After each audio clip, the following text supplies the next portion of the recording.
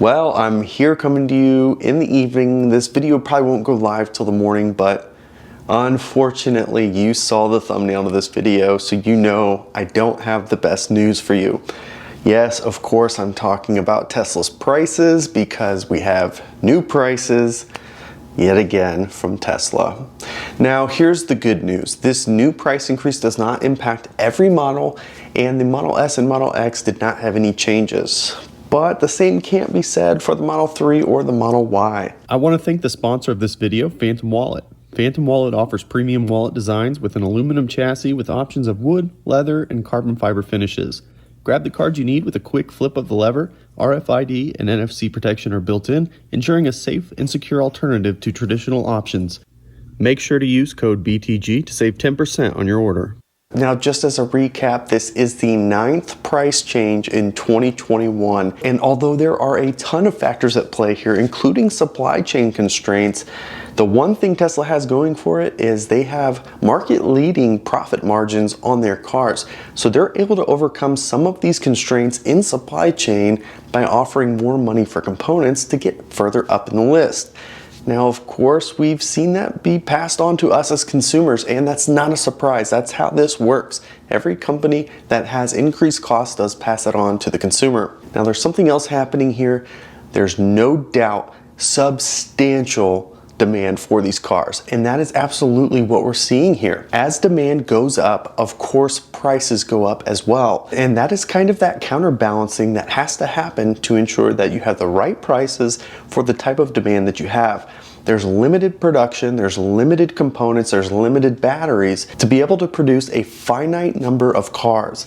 So if you have demand that is far exceeding your production capabilities, of course, raising prices is what you should do as a business.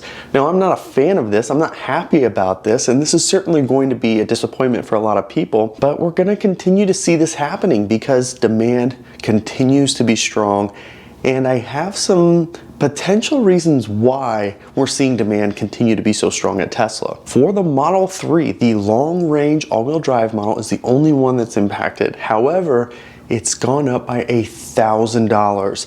So we have seen $1,000 price changes in the past, but more recently, we've been more used to seeing these $500 increments here and there. That's not so much the case anymore, and it was just about a week ago that we saw lead times for the long-range Model 3 go out pretty far. So that would suggest that the order backflow for the Model 3 long-range all-wheel drive is probably pretty long. So Tesla has gone ahead and adjusted prices once again. Now over to the Model Y, we're seeing the exact same thing. We've been seeing very long lead times on the Model Y, and we did report out that finally the Model Y order book was far past Q3, which is the quarter we're in right now, some time ago. It was early in the quarter when Tesla had already booked out their entire production capability for the entire quarter. Orders completely sold out. So that was all the way through September. Now, we did just see that update about a week ago to October. More on that in a moment. But the long-range all-wheel drive Model Y also is going to be receiving a $1,000 increase. So across the board, starting with the Model 3, here's your new prices. The Standard Range Plus, of course, stays at $39,990. The long range all-wheel drive has increased to $49,990. The performance model continues to sit at the price set in April of $56,990. Now moving on over to the Model Y, the long range all-wheel drive, as we said, increased by $1,000. So it is now selling at $53,990, which is a new record price for the Model Y long range all-wheel drive.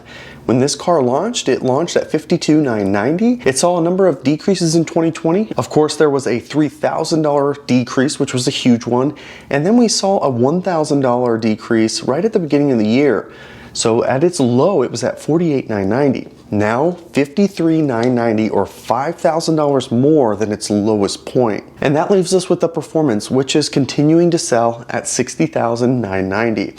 So the Performance, I am shocked, but continues to be at the same price. So I'm kind of surprised because the price went up to $60,990 on the Performance model back in February, and since then we've not seen a single change in price for the Performance model.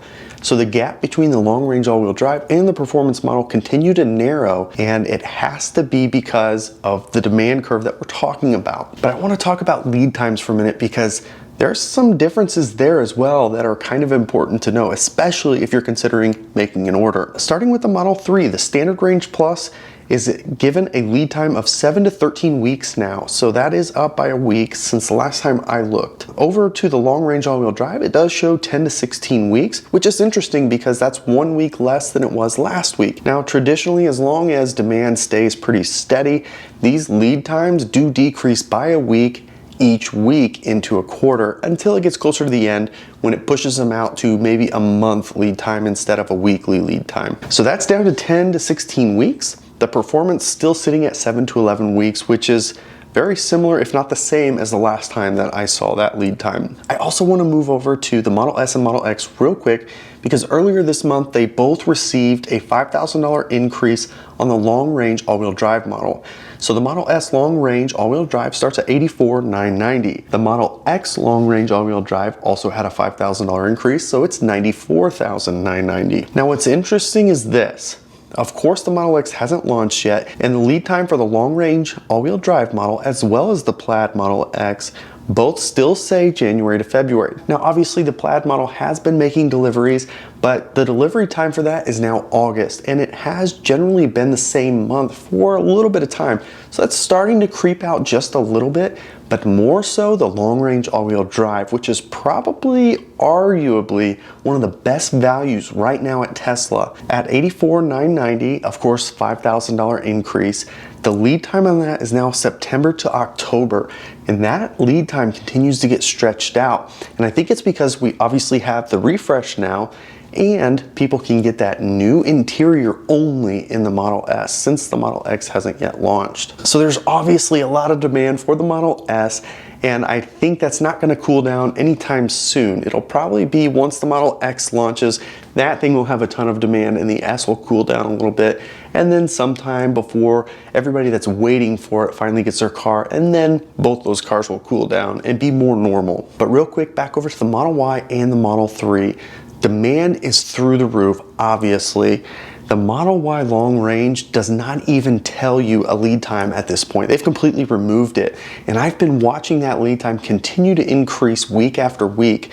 And it's incredible because the last time I saw it was October, and now it's blank. Now it could just be an update in the system and it'll show October tomorrow. Who knows?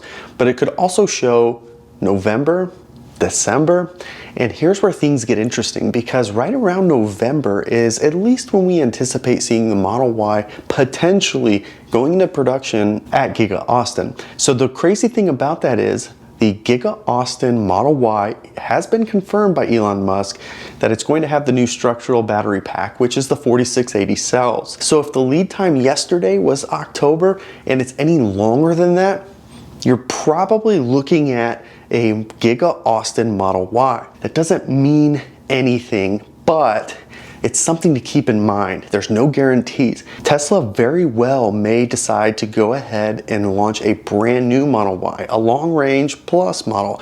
Who knows? We're not sure yet exactly how they're going to fit the new 4680 cells into the existing Model Y lineup. So there's a lot to kind of figure out. You're kind of rolling the dice at this point on, am I going to just miss out on that new Model Y, or am I going to get that new Model Y? And what's pricing going to look like? In theory, it should be less. However, I think at the beginning, demand's going to be so high, as it already is right now, that prices aren't likely to go down until that demand starts to curb. So there you have it. Although it's not great news, I'd still appreciate a thumbs up if you appreciate the update. If you haven't already, of course, subscribe to the channel as we continue to post content regularly. You can follow us on Twitter and Instagram at Bearded Tesla. Thanks so much for joining us, and we'll catch you next time.